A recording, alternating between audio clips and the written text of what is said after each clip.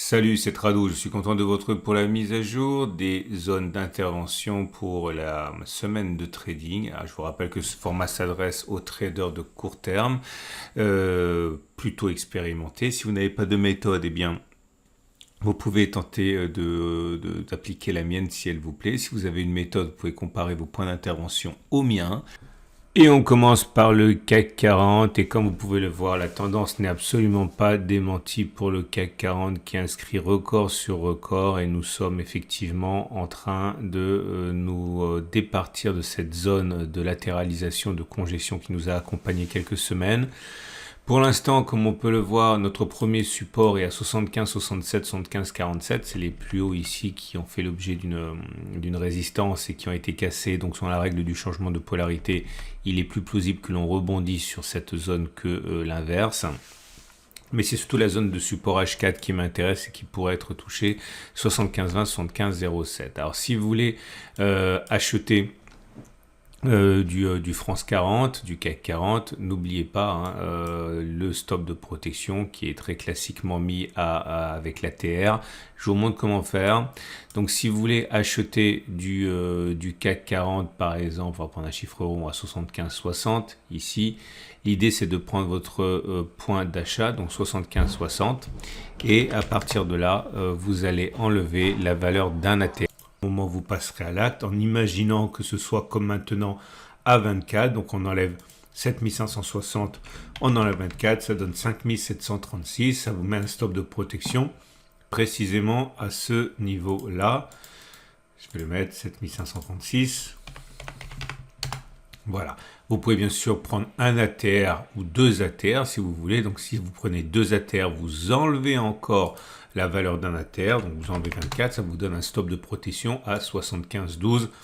Ça veut dire que vous auriez un stop de protection à peu près ici. Bien sûr, si vous décidez d'être un peu plus patient et d'acheter sur 75,20, 75,07, c'est de cette valeur-là que vous devrez enlever la valeur d'un ATR ou deux ATR.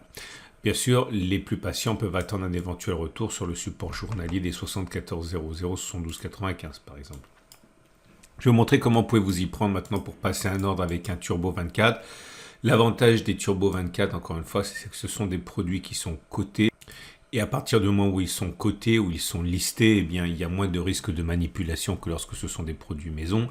Donc, vous les achetez. Et je vous rappelle, donc je vais faire apparaître directement sur le graphe les niveaux de knockout. Les niveaux de knockout, c'est les niveaux à partir desquels le Turbo 24 ne vaut plus rien. Donc, il ne faut absolument pas que ce niveau de knockout soit touché, sinon votre investissement sera réduit à zéro. Vous avez la possibilité d'acheter un turbo avec un knockout à 74-73. Donc, il faut vraiment que ce niveau de knockout soit en dessous de votre stop de protection.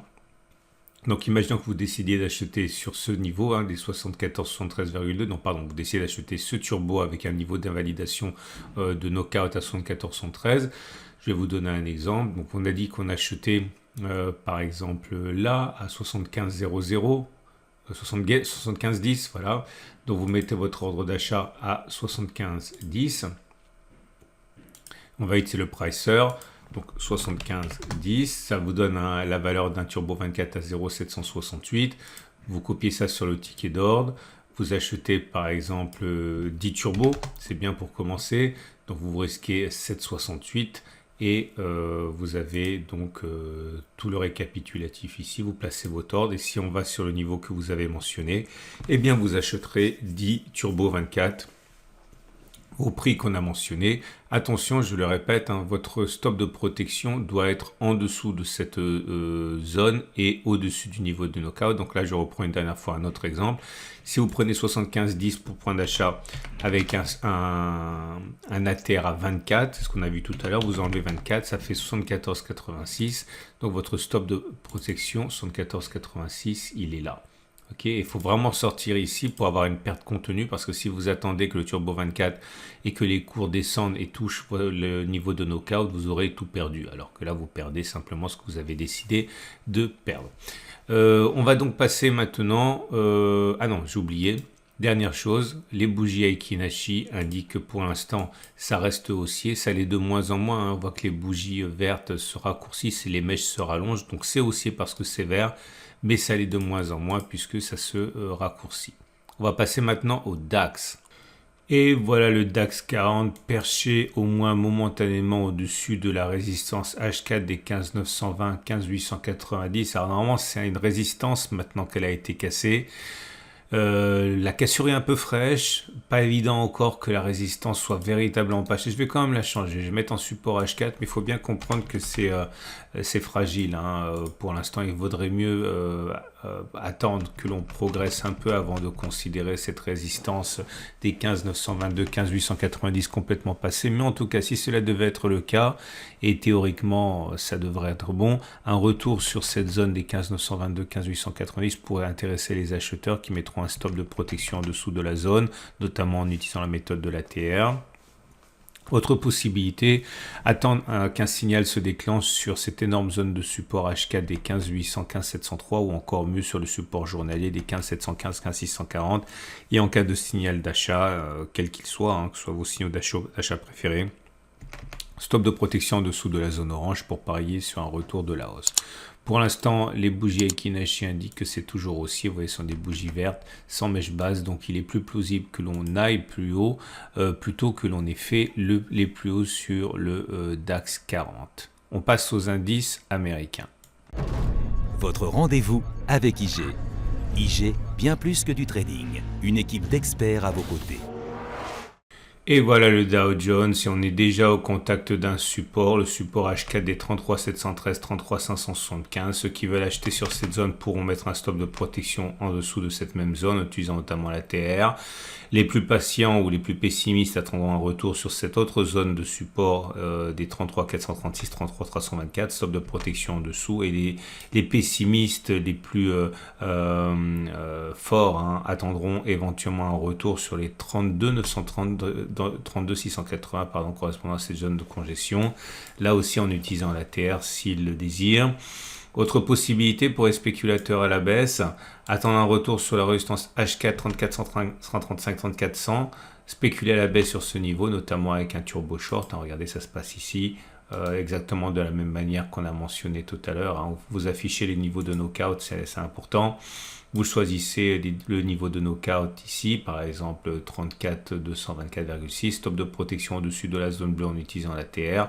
Ou alors, pour les plus optimistes, attendez éventuellement que le rebond nous amène dans la résistance journalière des 34 710, 32 240, stop de protection au-dessus de la zone orange avec un stop de protection, avec un knockout par exemple, pour un turbo short à 34 682. C'est simplement indicatif, hein. Je vous montre simplement ce qu'on peut faire, ce ne sont pas des conseils. Attention, les bougies Aiki-Nashi pour l'instant ne montrent pas de signe de rémission, c'est toujours une bougie rouge. Alors c'est pas extrêmement baissier parce qu'il y a une mèche haute comme vous voyez, mais en tout cas c'est certainement pas aussi. Je le dis quand même une fois supplémentaire, pour acheter il faut soit attendre que l'on soit sur un niveau qui vous intéresse, soit attendre qu'il y ait éventuellement un signal de rebond ou un signal d'achat. Vous avez tous vos signaux d'achat, et bien vous pouvez justement attendre qu'une fois qu'on est dans la zone bleue qui vous intéresse, que se manifeste un signal d'achat, et à ce moment là donc passer à l'action. Le Nasdaq. Le Nasdaq est toujours comprimé entre une vaste zone de résistance et une non moins vaste zone de support. Ici, la stratégie demeure la même. Tout contact avec la zone orange ici ou tout signal d'achat dans cette zone orange peut faire l'objet d'une intervention à l'achat. Stop de protection traditionnellement mise en dessous d'un support. Comme elle est très large cette zone de support, certains seront tentés de le mettre juste en dessous de la zone bleue qui est un autre support sur les unités de temps H4, soit attendre que les cours s'enfoncent significativement pour avoir un stop de protection qui ne sera pas trop éloigné. Même chose pour la spéculation à la baisse, attendre un retour sur cette grande zone orange, soit on spécule à la baisse sur la zone bleue, comme ce qui a été fait par beaucoup de traders ici, évidemment. Stop de protection dans la zone orange ou un stop de protection plus large tout au-dessus des trois zones de résistance ici.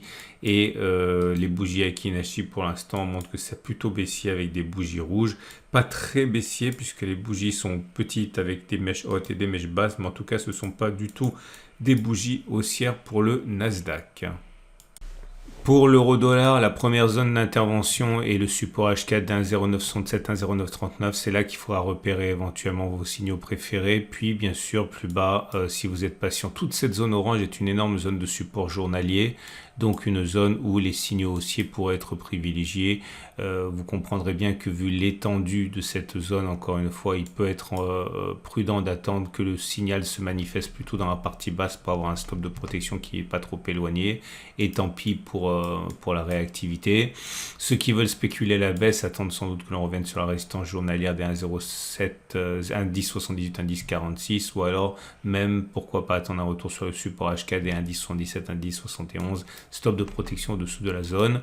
Et les bougies Aiki-Nashi montrent que pour l'instant ça reste, on va dire, modérément aussi avec des bougies de plus en plus courtes mais vertes et sans mèche basse. Donc ça reste quand même haussier. Et on termine ce tour d'horizon pour la semaine avec Bitcoin. Résistance ici à, on va dire, 28 307, 27 923. Stop de protection au-dessus de la zone. On peut même, maintenant que j'y pense, rallonger un petit peu pour tenir compte de cette, voilà, de cette bougie-ci. Donc on est sur une zone comprise entre 27 850 et, on l'a dit, hein, attendez, je corrige, et 28 307 environ. Stop de protection au-dessus de la zone bleue. Pareil, si vous êtes patient et que vous attendez un retour sur la résistance H4 des 29 462, 29 125, stop de protection au-dessus de la zone bleue.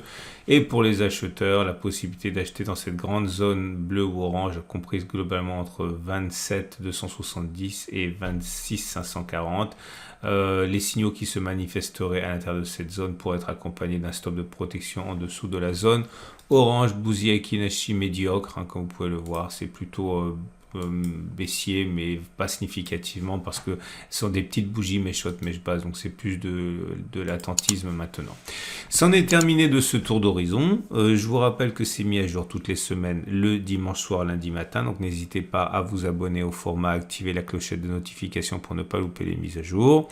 N'oubliez pas non plus que tous les graphes et toutes les stratégies sont issus, hein, de mon utilisation de la plateforme de mon partenaire IG, et je vous souhaite une excellente journée et à la semaine prochaine pour la mise à jour et à tout de suite pour d'autres vidéos.